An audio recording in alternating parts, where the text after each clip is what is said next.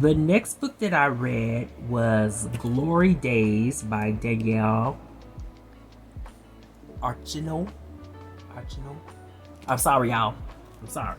But anyway, she's gorgeous. Once again, I have to let y'all know she is gorgeous. That's a movie star. Sorry about the Mylar gleam.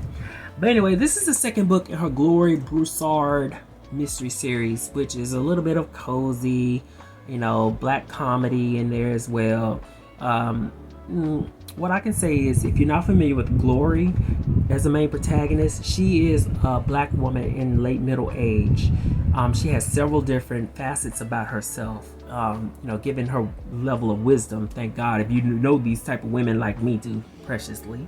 There's a lot of wisdom to be unpacked from that and their particular perspective toward the world. But Glory has a lot of facets about her in terms of she's a bookie, so she's into gambling. She is also, in conjunction with that, someone who is very much prominent or just has a very steady presence within her church or the church groups and church mothers, etc. Her daughter is a lawyer out in New York. And Bessie is a snoop. And this is what lends her to being sort of seen as the community, as it takes place in New Orleans. The community puzzle solver, the murder solver. She gains a reputation for her solving her best friend's murder from the previous book as we go into the second book. So jumping off from that, as we go into the second book, the stakes are just a little bit higher for Glory in solving a murder, because it's her ex-husband who is now found dead. And so Glory finds herself not only entangled with some of the given the fact that he's a cheater, she's found herself entangled with some of the regrets of the past, some of the regrets of the choices that she made, dealing with this man, some of the abuse that came from him, both I think there was some physical stuff in there as well, but mentally most certainly. And it's her going back to how it is that she gained the fortitude to release herself from him and become the woman that she becomes now today, as he did not agree with a lot of those facets about the character of Glory.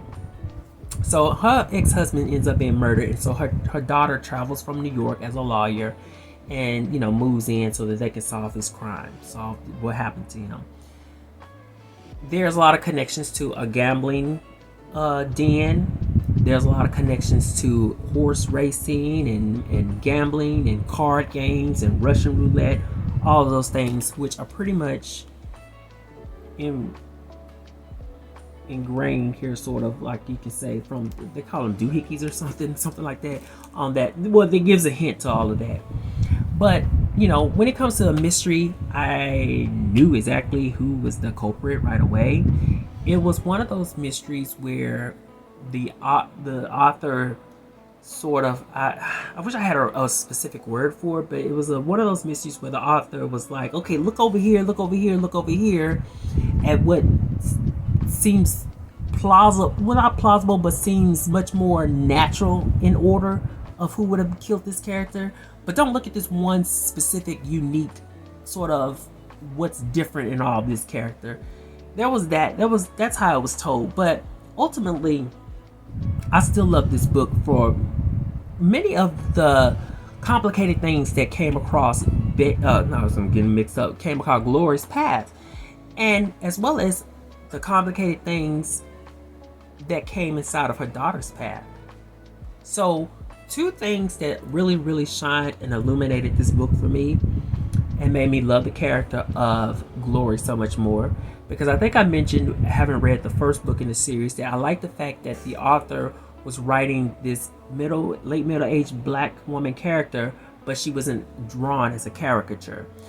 I have a pet peeve when people associate the word sassy when it comes to elderly or older black women, specifically black women in general. That's a pet peeve of mine. So it didn't read like that. Although she maybe had that sharpness of wit and tongue, which she did, it was natural to me, as a reader. It was natural to me, something that's natural to me. It didn't come across as something that was like someone outside of of having been in the presence of a character of Bessie's particular age and region of the country, and you know, they draw her up a lot more intensely than she actually is. So that's one of the things I love about the character of Bessie, is she's not overdrawn, she's not a caricature. But see, like I was saying as I got sidetracked, the things that illuminated this book so much more to me is Bessie's relationship as she finds herself confronted with the lady who was sleeping with her ex-husband, you know, his new wife, his once mistress, his new wife, and the two of them having to come together to solve his particular crime. And so there's that bit of combativeness that they have with one another, but there's also that bit of cooperation that they have with one another. And because they have this connection of both being deceived, and so as you get into the book, by this one particular man, although they had just enough love for him, specifically the ex-wife, because Glory was pretty much over him, that they still knew that they had to work together to solve this crime, even at the moments when they found themselves distrusting one another. So that really brought the character a bit. I keep wanting to do that, y'all. I apologize, but that kept bringing out more of the sort of character flair of of Glory that I really enjoyed. I love that because it just brought so much more dimension to her. You know, she wasn't always just trying to rail over this character, but she really was trying to swallow, you know, not only her pride, but her anger, to make sure that she set all that aside to solve her ex-husband's murder. There was a particular scene in this book where Glory was inside of the current wives, you know, widow, her salon. She was a hairstylist who was slowly losing her business. There was a particular scene in here where she just said something that triggered Glory so much that Glory threw a pair of scissors at a mirror and it shattered. And that, it didn't shock me, but it woke me up. When that scene happened, it was like, ooh, ooh, ooh, ooh, ooh, ooh, ooh, ooh, ooh. It was like, this is alive. This character is alive. This character is alive. Because I could see why that triggered this character of Glory. I could see why it triggered her. What, you know, the widow, the confusion here, the wife was saying to her. So I like that because it just let me know that this character of Glory was a human. She was very much human, and that for a lot of the book she was restraining herself, and finally she had enough and she had a mini breakdown and she snapped. And I love that scene. So that's one thing. Another thing that I just thought was so great that this character, that the author did with this character, the Glory, is that Glory then found herself confronting the sexuality of her daughter.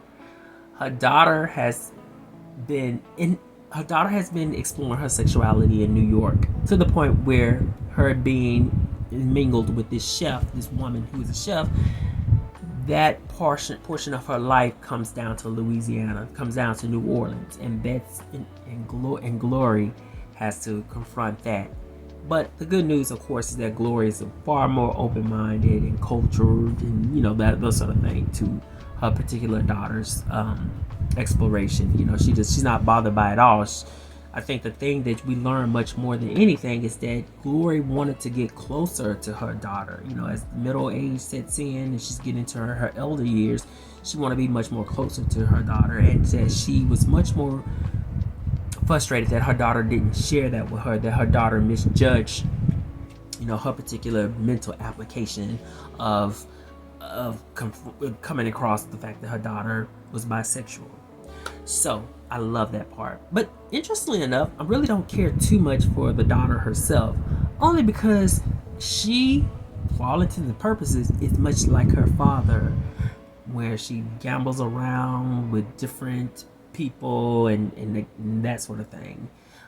She's a lot like her father, we come to find out as the book progresses. You know, it's one of those troubling things where she does not know exactly what she wants, but nevertheless, that is something that's equally as dynamic in the character of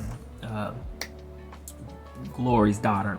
So anyway, Glory Daze, while it wasn't so commanding and so compelling in terms of mysteries, it still was a very good book because I love the character of Glory. I love how she comes alive on the page. And that right there is kind of what just solidifies the whole thing for me, because I cannot wait to get to the next book, because I'm pretty sure that I think the author's doing pretty well, so I can't, there'll be a third book. We'll just say there'll be a third book. I'm calling it now.